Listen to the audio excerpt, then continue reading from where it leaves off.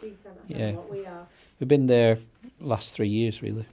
Which part is it then? As you come in Yeah. through the main entrance, TBI's always to your right. yeah, Accelerate's usually the Yeah. first big stand. Just go past Accelerate, and we're kind of 2 back from Oh, them. we're not right near each other then? Yeah. We were that earlier. We were last year. We were Vimpex were there, Yeah. and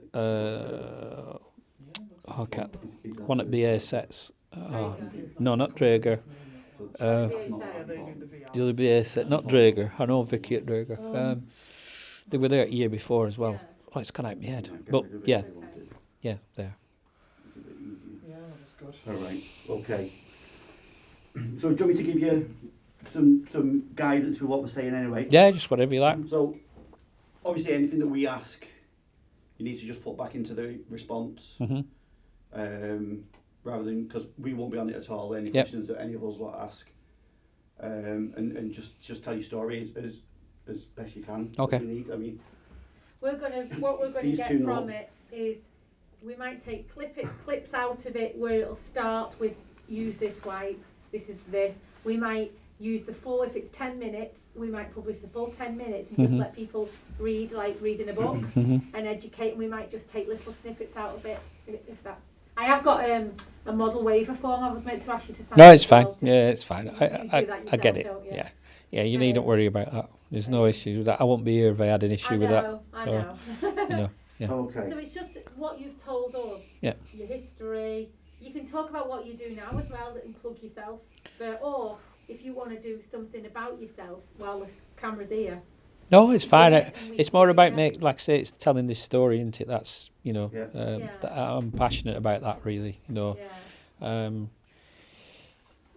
So if you talk as much as you can down the camera, because we're gonna do that, and we'll start with just an introduction of who you are and why you're here and what your story is. Okay.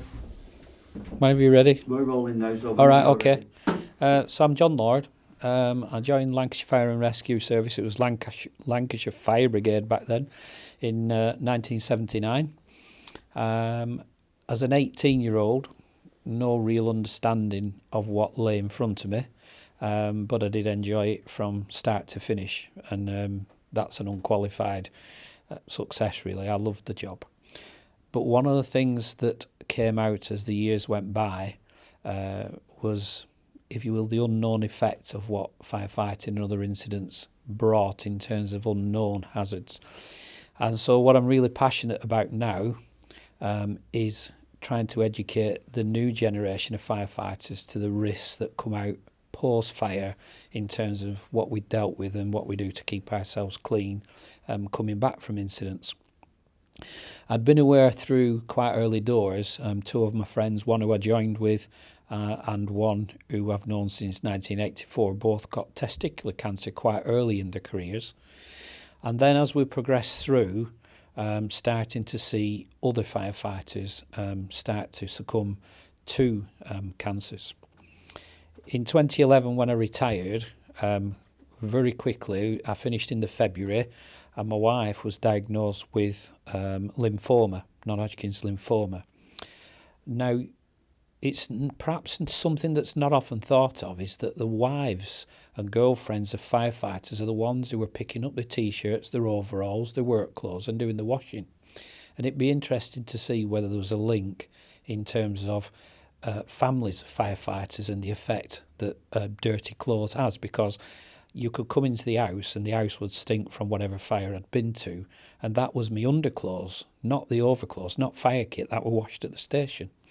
So she got lymphoma, we got her sorted, and 18 months after she got lymphoma, I was diagnosed with prostate cancer. The diagnosis was one where they kind of had an estimate of what it was, but when the biopsies come back, it was actually a more advanced grade. Once you've got it, you start talking to other cancer sufferers, if you will, and at the same time as I was diagnosed, another colleague was diagnosed. One of the bits of ignorance that comes from GPs is they'll say quite commonly that prostate cancer is the one to have if you're going to have a cancer. It's quite hurtful when you're the one sat the other side of the desk. The colleague who was diagnosed the same time as me was not confined to the prostrate. It had spread outside the prostrate, so he could only have radiotherapy, whereas I had had radical prostatectomy. He died within 18 months of being diagnosed because the younger you are, what they told us was it tends to be a bit more aggressive. If you get it later, you tend to die with it rather than of it.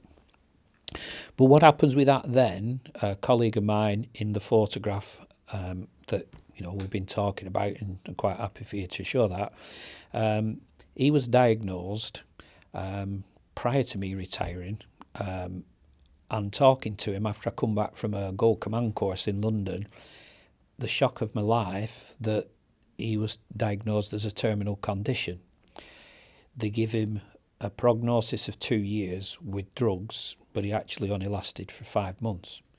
Now, what I shared with that individual was that he was on my first watch in 1979, and then I became his sub-officer watch manager for the last 10 years of his service.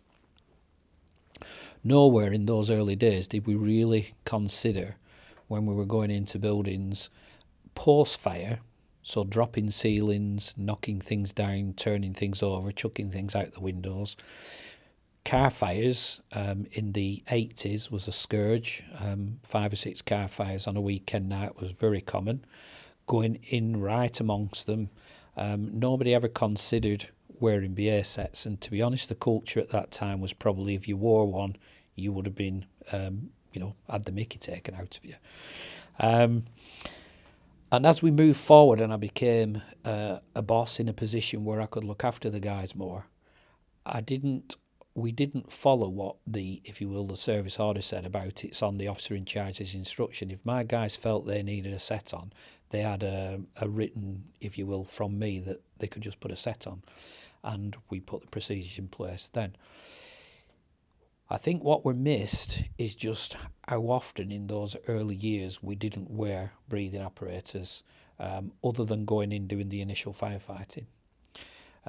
We didn't consider the effects of the heat and the humidity and what that did on us. We had yellow wet legs, we had Nomex tunics, cork helmets, which provided no protection whatsoever. Prior to flash hoods, your defence in hot fires was just to tuck your head down into your turned up collar. Flash hoods didn't come in for 10 years at least after I'd started going to jobs. So, in fact, it was more than 10 years because I can remember a fatal incident when we still didn't have flash hoods. I think going forward, since I've retired and now we're working on mostly airports, it was, and to some people probably still is, seen as a badge of honour to be dirty when you finish your shift. It's kind of a sign you've been a busy firefighter, missing the fact that what effect that's having, and it's a significant effect. The amount of cancers that are prevalent in the fire service today is beyond significant. And again, going back to that photo and referencing one of the watches I was on, over 50% of both those groups have got cancer of one kind or another, or have had cancer of one kind or another, or heart disease, cardiovascular disease, but cancer extremely prevalent. Did we care? If I'm honest, we probably didn't. We loved the fact that we were going in and out all the time. We didn't have time really many of the time. It was a quick swill of your face. I've seen us be stopping off at, a chip shop, a sandwich shop, on the way to a job, on the way back from a job, to grab a butty on the go with hands just, blackened. And then, as other people have said, days after the incident, off duty at home, still spitting and coughing blackout. And I remember once, probably in the early 90s, my wife saying, this must have an effect on you someday. This isn't normal to be coughing blackout. So as somebody that's been around the fire service now for 42 years and quite passionate of trying to educate the new generation, so when I'm talking to aviation firefighters, I say to them, when you come back from a dirty job, look after yourself first. get yourself clean, then sort your kit. Try and keep yourself as clean as you can. I made contact with Joe because obviously I'm aware what DeWipes has been trying to do, and I support that. And that's why I wanted to volunteer my time to come across to talk about this. If we don't educate, nothing will change.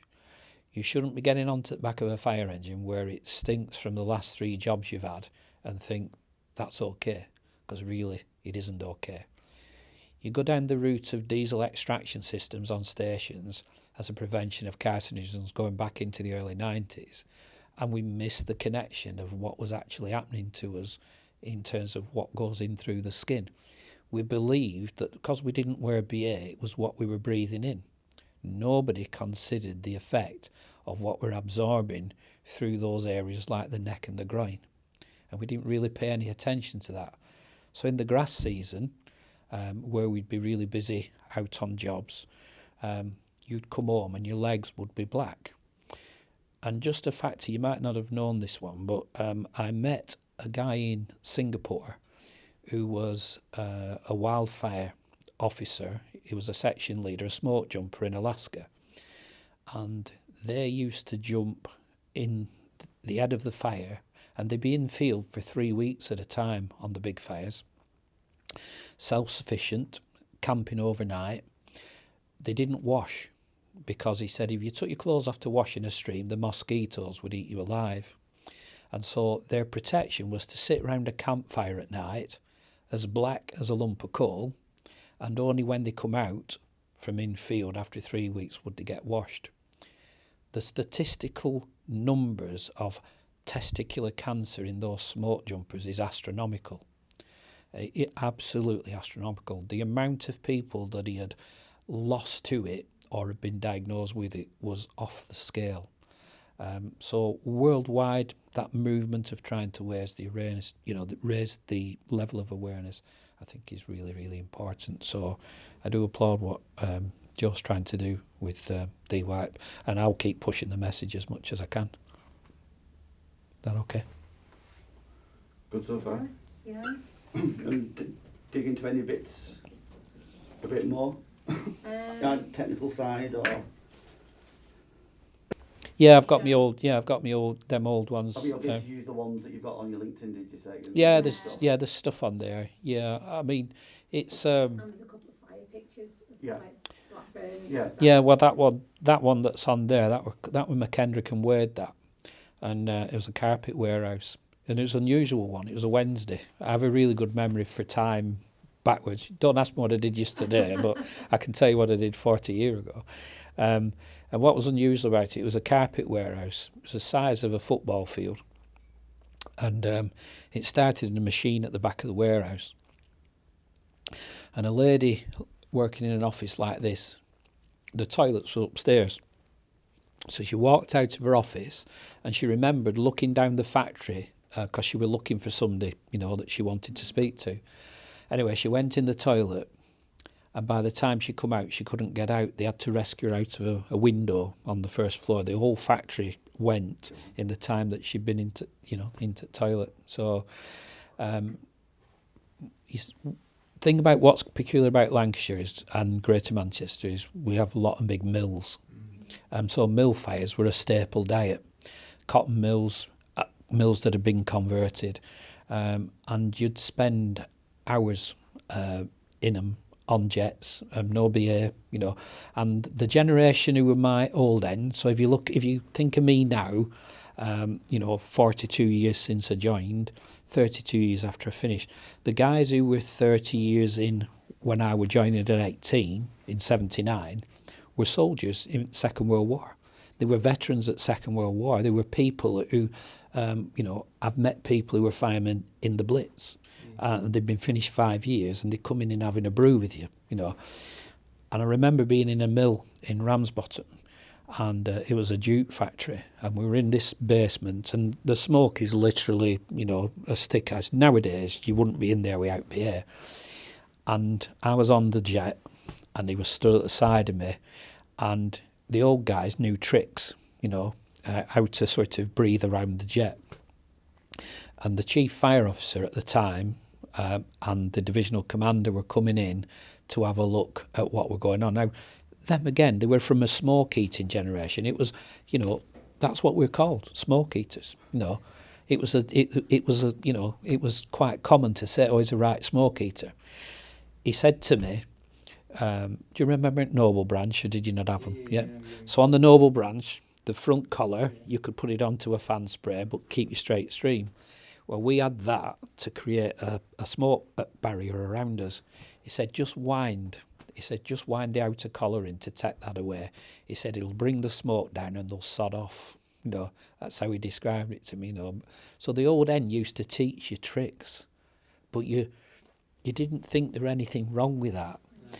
And then when I became a sub, we were in the basement of a small factory, and I got a new lad on the retained, and I'd gone down into the cellar, and when I looked round, his eyes were streaming and his nose was running, and I'm just talking like we are, you know, it weren't affecting me at all. And I said, everything all right? And he went, how the hell are you standing this? It's torture. I'd never thought about it, you know. So that was the catalyst to completely change the way I thought about things.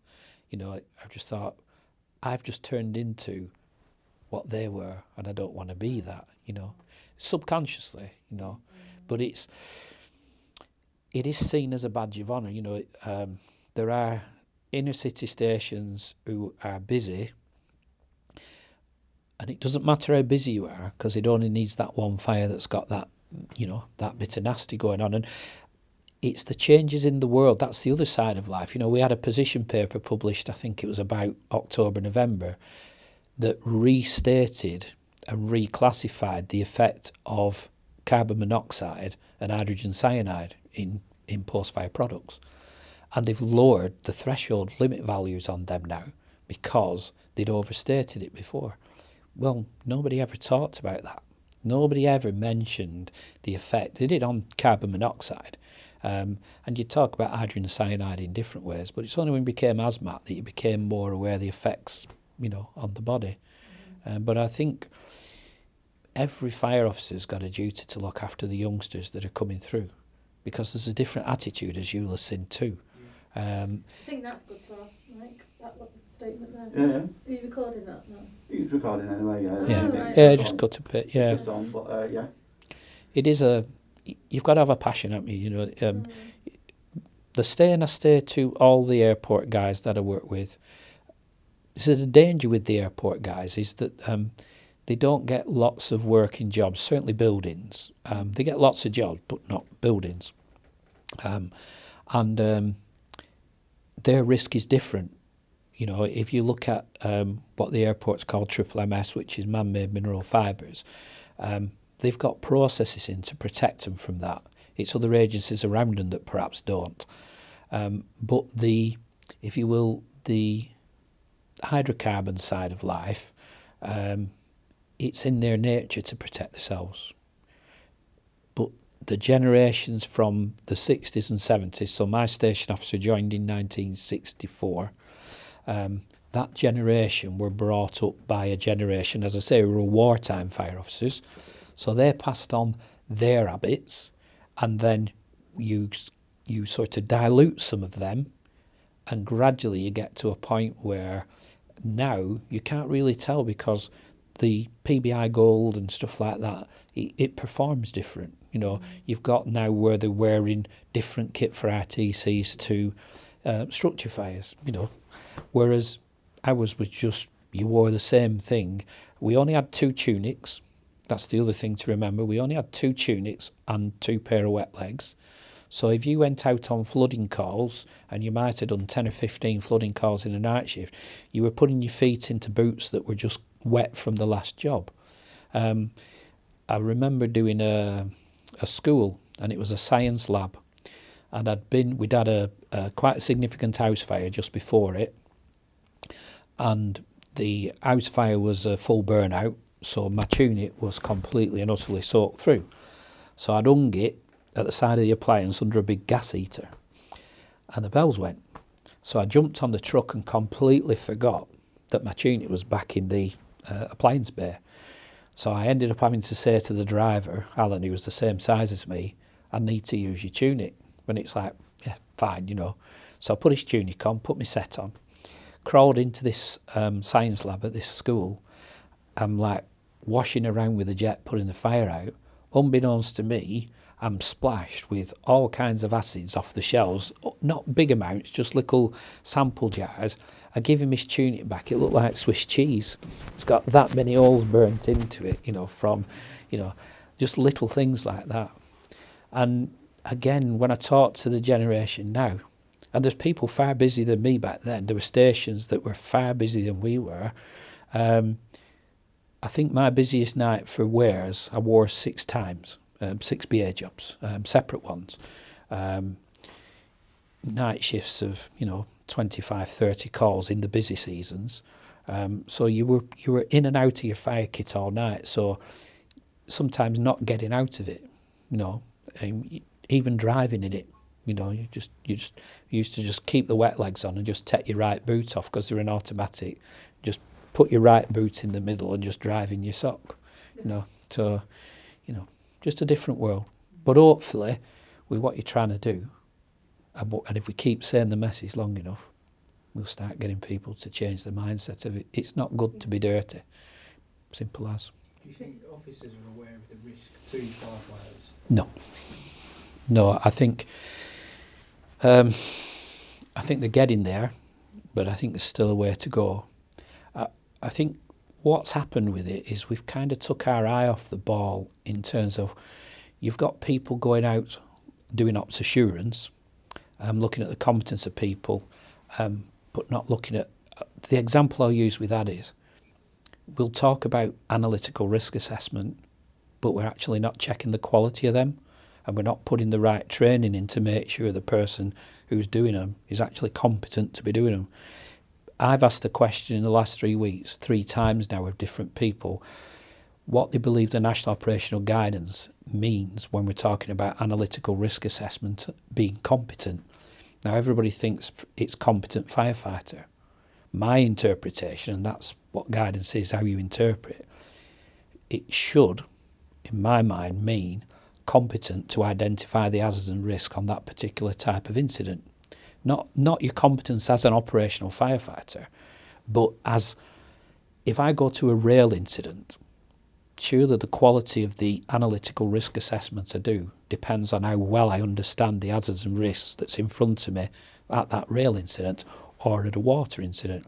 If I've got no water rescue training, so I don't know what a recirculating flow is, for example, how can I actually identify the key hazards and control measures on a risk assessment? And the common one that I've seen, and it kind of links in, is building construction. 1997, before you joined, a Dear Chief Fire Officer letter was sent out identifying that building construction and the knowledge of building construction should be a key skill amongst all operational firefighters. I ask regularly on my courses, can you tell me what BEADLE means, mnemonic for signs of collapsing buildings? It's very rare nowadays that I can get anybody to actually tell me. I learnt that in 79 when I joined. I still know it. So it goes back to, if I then ask somebody to be a safety officer on a building that's on fire, but they can't identify what the signs of collapse are, how can they put an appropriate safety measure in place? So they're coming on to jobs doing ops assurance and missing that at this time of year we've had loads of snow, so cold weather exposure, and they're kind of missing how long have you been out here, you're wet through, your core temperature's dropping, we've not asked for any welfare, and we're not circulating crews, but have you done this? They're almost doing a tick box and missing that kind of important element. And we've got washing machines on station, which has improved things. We're not taking them home to wash them anymore. So, that's good. And a lot of the guys now, I know one in particular, who's very much aware of my cancer. So just on a personal note, my prostate cancer led to me having 4 other major operations because of complications arising from it. So it isn't just the cancer, it's the complications that drop out of that, if you will, the functions of your body don't work right. And then I've had 4 surgeries to correct hematomas, hernias that have come from the surgery. In the last 12 months, I've had 2 tumours removed from that thumb. I only got the last one removed 6 weeks ago, and at the minute I've got a growth on the left side of my throat that I've had an MRI for, and I'm waiting to find out whether they're going to biopsy it to tell me whether that's good or bad. So, you know, it's a constant thing really, which is why, like I say, that's why I'm passionate about saying, wake up and smell the coffee, Pete, get dry, you know, get dry, get clean, get new kit on. But there's only, for the busy fire stations, there's only so much fire kit that they've got. It's a simple, you know, how many pieces of kit can we keep on a fire station, you know? And the other one, which again is missed, if you look at wildfire, which, you know, Lancashire and Greater Manchester have had the 2 largest since the Second World War with Winterhill and Saddleworth, a lot of the guys up there are operating in normal fire kit. And they're wandering round and, you know, they'll take the tunic off and they're just there in the tunic and the wet legs. And we bother about heat stroke, we bother about the effect of the sun, we'll say to them, keep hydrated, and then they walk off and they're black. And again, they think, well, it's grass, you know, it's grass, it's not dangerous. Well, you know, there are different grasses give off lots of different toxins, you know, so fine particles, you know, and, you know, like I said, their legs under their tunics, and you'll see it yourself, well, you know, they're black. And we just get home and have a shower at home. You know, another common one is the BA instructors up and down, CFBT instructors, PPV instructors, going into cans and BA galleries all day long. And 3 days after they finish work, you can still smell the paraffin coming out of them. So there's tons of proof. If I'm being a cynic, I think the UK Fire Service management is hiding from the issue because they've seen America in a number of states declare it as a workplace, if you will, injury, and that they're paying out for it. And I don't think in the UK they want to own up that that's the case. If you look at how many of us have suffered, you know, and are, as I say, Greenwatch, 17 on the shift. The youngest that we lost whilst I was there, he was only 34. He died of lung cancer and he died within 3 months, and it was extremely painful. You know, his death was painful. He told one of the lads on our shift, if he could have chucked himself through the bedroom window, he would have done to escape the pain. That's how bad it was. When I was in service, I could remember many of the older guys going in quick succession. So just off that watch, I remember 3 dying really young. And then, like I say, since we finished, we have 2 retired members pretty much every year before COVID kicked in. And out of the 17, there's 11 left. Bear in mind, my old end, when I was 22 and they were in their 40s, you know, they're in their 70s now, you know, so they're dying not just because they've been ill, they're dying because they're getting old. But I would say on both those groups, the photograph and that group, 50% of them, there's 4 besides me that have had prostate cancer. I know that for a fact. There's one had liver cancer, one had bowel cancer. I know another lad who's had a brain tumour. He's still going. A very good friend of mine in the 90s, he joined the fire service in 1968. He come to my house, he developed Parkinson's. He come to my house 6 months after he retired. He said, I'm terminal. I said, what do you mean I'm terminal? He said, I've got lung cancer. This is absolutely true. He took his pants down to show me a secondary tumour on his leg. It was the size of half a rugby ball on his thigh. It looked like he were a weightlifter, his thigh was that big, but that was a secondary. He went to Benalmádena in Spain to escape what was going to be forecasted as a harsh winter. He'd been in Benalmádena 2 weeks and he got pneumonia and died. So he went from here to escape the cold and died in Benalmádena, you know. So, you know, I know you're not going to use all this, and that's why some of it is what I'm saying, but I genuinely do believe in what you're trying to do. and I'll keep pushing that message for sure. And I've already mentioned to people, we're doing a talk next Tuesday. I do it voluntary. I run an incident command working group for the airports. I've got over 30 airports come in on the meetings. So next week we're doing a chat on lithium and alternative fuel vehicles from a perspective of the airports, because you look at Manchester Airport, the main car park, there's 9,000 parking spaces. So I'm collaborating with the National Chemical Emergency Centre at Arwell, who run ChemData. So I'm going to start it off, they're going to do a chat, and then I've got somebody else doing a chat. In April, we're doing a chat with a lady called Victoria Willis, who's an emergency planning specialist. Later on in the year, we're doing a chat with a guy from Jessup. What I'm leading towards here is potentially about doing a chat about this subject with you, me, whoever, because that's to the predominantly the whole aviation fire rescue sector. It's grown because I've got the Airport Operators Association who are kind of spreading the message for me as well now, because I know the chair of it. But that's a subject that we could put out there. I don't think it's as big an issue in aviation purely because of their activity levels, but there's a lot of aviation firefighters who are RDS on call all over the country. And like I say, the activity levels have lessened. If you look at Manchester, the activity levels of the busier stations, Salford, Gorton, are nowhere near what they were in the 80s. In Lancashire, Blackburn, Burnley, Blackpool, their activity levels are much less. But they're still getting those working jobs. And as I say, we've only got a certain amount of kit.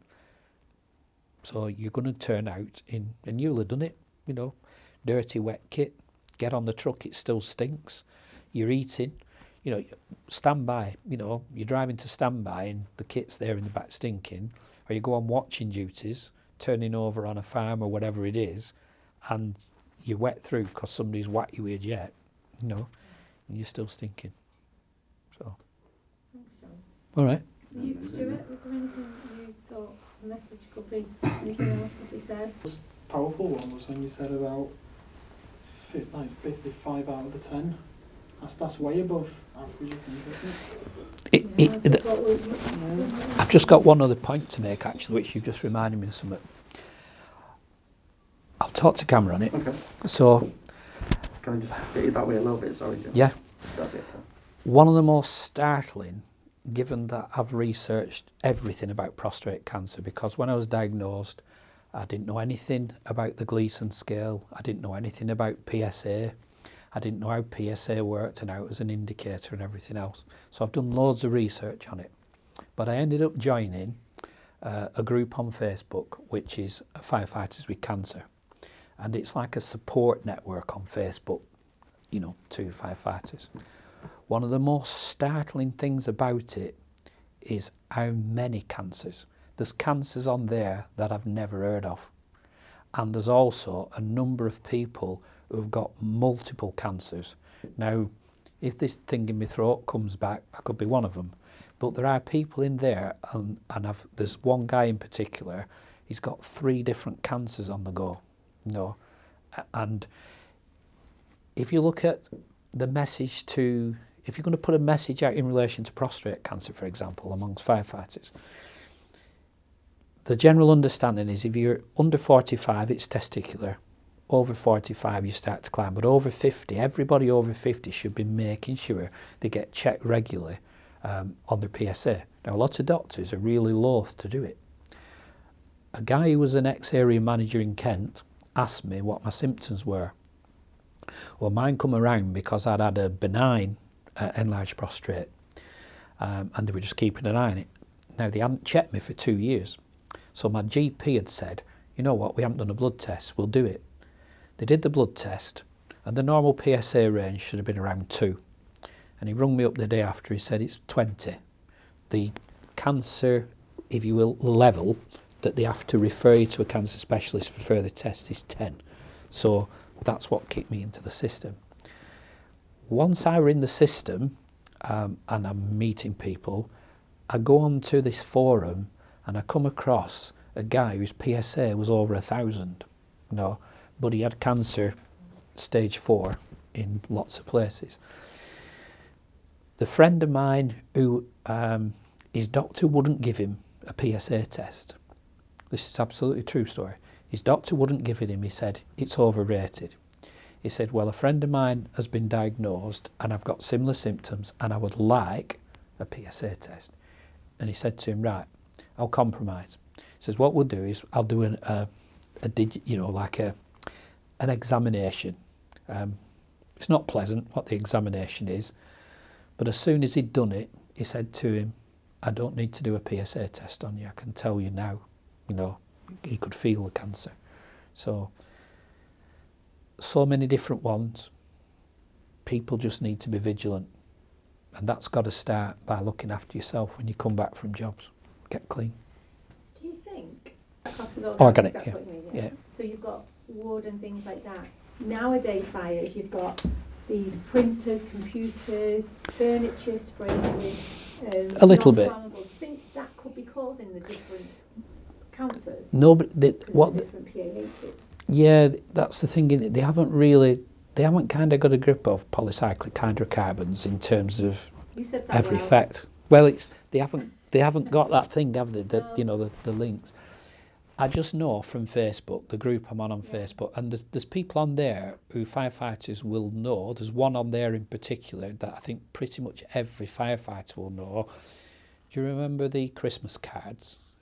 They're like a cartoony type Christmas card. Well, the lad who does them, he's the guy who started that group, Chris Reynolds, he's the guy who started that group off. So he's on there. There's colleagues that I work with in Lancashire that are on it, and there's firefighters from all over the country, every part of the country. And as I say, there's some of them describing cancers that I've never even heard of. But the common ones that are listed, prostate, testicular, stomach, lung, pancreatic, they're the main ones that when you're reading on there, and a significant amount, and that's why my worry is esophageal. Yeah. Because it's the neck exposure of wearing smoke hoods, wearing flash hoods and breathing the crap in, it's amazing. Your generation, larynx cancer. There's a lot. Yeah, there's a lot. And that, they sent me a letter on the 27th, day after Boxing Day. They sent me a letter saying, we're asking you to come in for an MRI. They know there's a growth there because they picked it up on a CT scan. So they've done an MRI and they said, because we need to rule out cancer of the larynx. They actually wrote that in the letter. And I kind of went, why have they told me? Surely it would have been kinder to just say, we've got further investigations we want to make, but to write it in, just it was a bit, I've been carrying that round now for all these weeks, so but it is a massive issue, and I think we did things without question. I think there's a balance to be struck, I think, in the fire service, you need people who just do their job. If the boss says do that, we do it, and then discuss it afterwards. What I'm listening now is a different generation. But having said that, they might not go out as much, but the risk is still there. So, okay. Just one question for Mike. If you green screening whatever we put behind him, whether it's an office or whatever, there will be, and I'm being a bit protective of our brand here, just in case other people pick up on that, other brands, and start sending it across the social media. Can we have a DeWipe somewhere? Logo comment, yeah. So people can't just... Oh, You know what I mean? yeah. I didn't know whether you could pick up a product and say, I do recommend DeWipe or whatever, or if you can do that.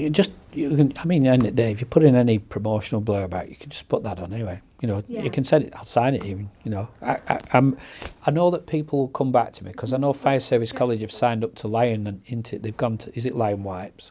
So, Somebody, I think Lion Wipes were getting into Fire Service College, weren't they? There's. oh, Is it Hero. Lion? Hero. Hero. That's it. Hero. Well, Yeah. that's Yeah. the kind. I'm just thinking. I know Hero's tactics.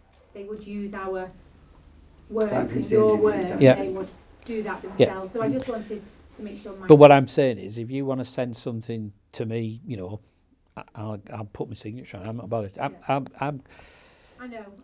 I know.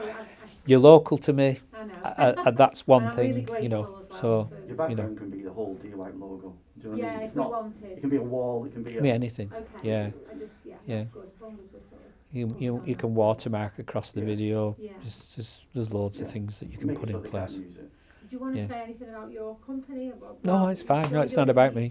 No, it's not about me. No, it's not about me. No, it's a message, isn't it? No. Yeah, and we It's, will get you this know. out. We will market this. Yeah. It'll go around the world, and Yeah. I feel it comes across a lot better. Okay, we are selling a product, but Yeah. we're passionate James in Yeah. the fire service. We want to get this message across because occupational cancer is, we're not admitting it. Yeah. Australia, Canada, They're not. New Zealand are, as governments saying, yeah, it's occupational, but we're not. And I think little messages like that, once they get a bit viral, I'm connect. I mean, you know, I've just sent a quote off to do fire studio for a company in Australia. I know the ex-deputy head of Air Services Australia, so I've done some stuff for him. Like I said, Gibraltar, I'm doing the level 2, level 3. I'm speaking with the Dep and Chief next week, Alaman. You know, they're like I say, I'm quite happy to take that across. You know, because I know it's not there. You know, I asked the station officer last night who I deal with, you know, Brian. He says, "Oh, I've heard of them," you know, but so, yeah. you know, but yeah, I mean, I'm busy enough. All my work comes from word of mouth, you know, so that You've got a says good everything. reputation Yeah. looking at it. So I'm not bothered about any mention of that on here. I'm not here because for sim training, you know. I'm here because of what you're trying to do and the message, you know, we're trying to do. So, yeah, it's And it will make a difference. It'll hopefully. It'll either affect someone. I mean, we get firefighters. Oh, just had one today.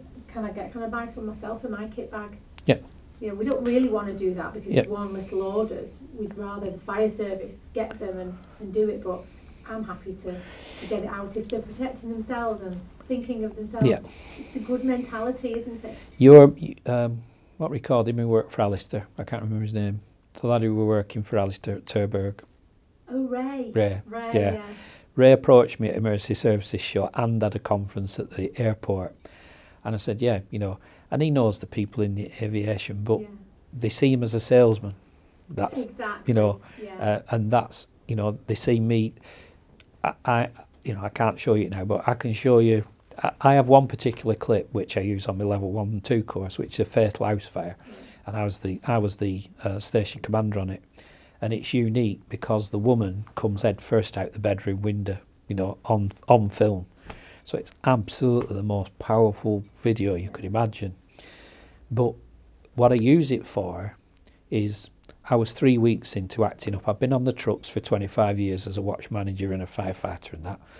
And I had 3 weeks as a station commander, and it was my first working job. And as I'm walking up the street, I was focusing on what the BA team were doing, not that the fact this woman was lying on the road being, looked after. The guys had dragged her across the road. And I used it as an example to say, this is me making a mistake in so much as I'm focused on that rather than that, Yeah. you know. But the power of it on the airports is the guys go, but we know you've done it because we've seen you doing it, you know. And that is a massive, massive thing in training that I have lots of photographs, lots of videos. That one I put up there, like I say, McKendrick and Wade. I'd been in about 5 years. No, I hadn't. I'd been in 7 years, sorry, when we got McKendrick and Wade. I was an acting leading fireman. And when we got that, the pump went on Mech Pumps 10 and I went on Mech Pumps 15. But that were common, you know. 10 pump fires, mill fires were common. Nowadays there'll be 20 pumps because of all the other bits that kind of go with the process. Alps needing 2 pumps, command support, and all the other stuff.